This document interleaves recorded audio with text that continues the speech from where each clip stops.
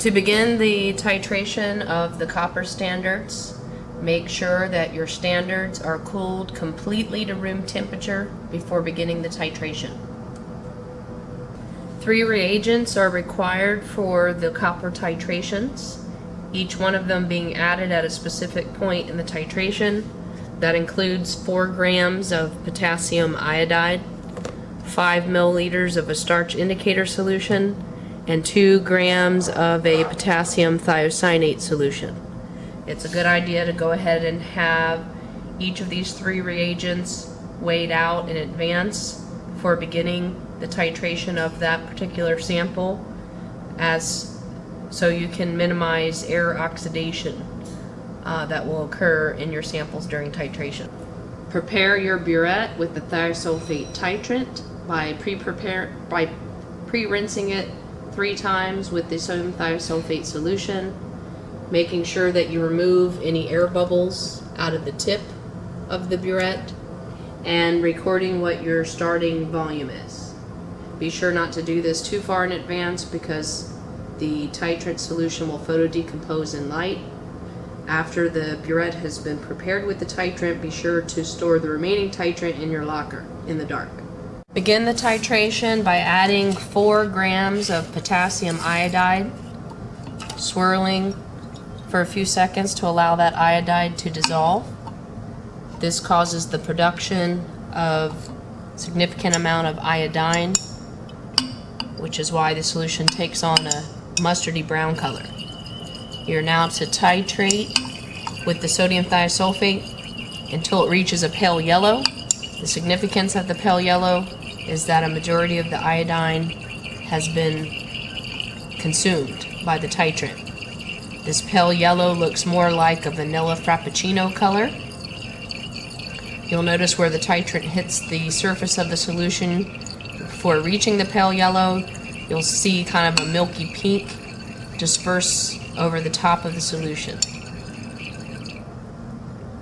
And at that point of dispersing across, if you'll turn the titrant off, you'll see that the solution takes on kind of a coffee with a lot of milk appearance. At this point, you'll add 5 milliliters of a starch indicator. This binds with the iodine, producing kind of a grayish color to the solution. And now you're going to titrate with the thiosulfate until it turns kind of a milky lavender. The pace of adding the titrant here should be much slower, kind of at a drop, drop, drop type of pace. And you're going to the point where the get to a pale blue or a milky lavender color.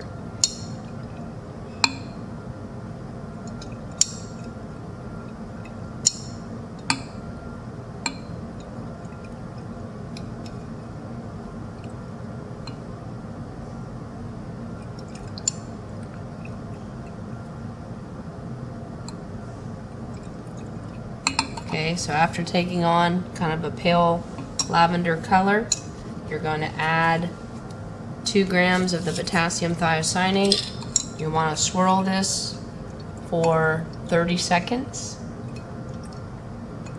The thiocyanate will release any of the trapped iodine.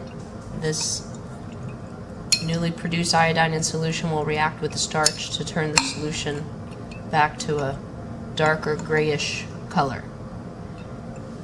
From this point, you're going to complete the titration until the disappearance of all the starch iodine complex. Okay, the pace to add here is single droplets at a time until you get that complete disappearance of the dark.